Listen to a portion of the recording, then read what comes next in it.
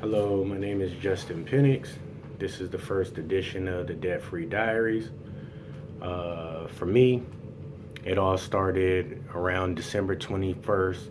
Interestingly enough, right around the time the government shutdown transpired, I was just getting an apartment of my own at the time. Ended up having complications filing an unemployment claim, so had to take a job paying substantially less than what I was making at the time just in order to have an income coming in. And due to that, it was kind of a snowball effect from there. uh, Ran into another situation where on my way, when my lease was up for the apartment, had some complications paying the rent for the last month.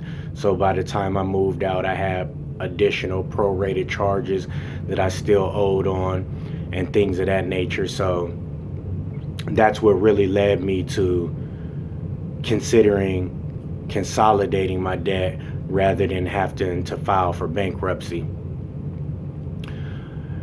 Besides the apartment, it was multiple credit cards that led me into having a situation where I was in debt. Before that, I had a pretty decent credit score.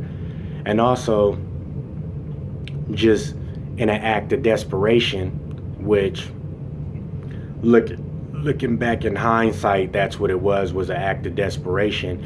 I decided that I was going to try and step out and start my own business at the time, which kind of was probably premature looking back on it now. So in a situation like this, I don't really think you could give anyone advice. But if I would make any suggestion, it would be, even if you're trying to start a business venture or something, things of that nature, then you should definitely have some sort of revenue or capital set aside for whatever business ventures you were thinking about going into. Or, just have a business partner, somebody that has an expertise in that field that you're considering.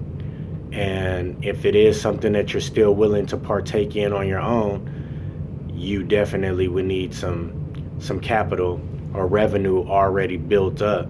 Otherwise, it just makes it extremely hard to get any type of legitimate company off the ground. So that's kind of something that I experienced. How am I managing with my debt now? I just I don't have any credit cards at this point. So the new bank that I've signed up with, they actually offer 2 checking accounts, which seems to be helping a great deal as far as being able to pay my bills with one of my checking accounts and then just having a spending account, so I'm able to manage my personal funds as well, see how much money is actually going out each month, looking at my bank statements, going over the records, how much I'm eating out, how much I'm spending on miscellaneous activities or whatnot, and just do everything in moderation, keep the spending to a minimum, and definitely not swiping any credit cards at this time until I'm able to rectify the matter. Aside from that, uh, if I could make any more suggestions, it would probably just be to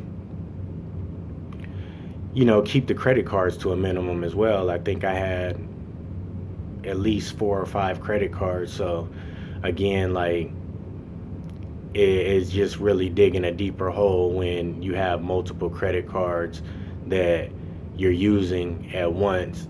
And if it's not for business purposes, then it's really a domino effect as far as just creating a larger debt for yourself.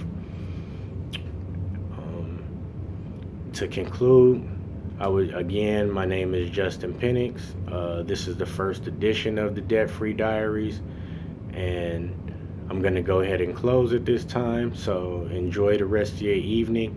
Thank you for your time, and we'll see you on the second go around. Thanks again, and we'll talk again with you soon.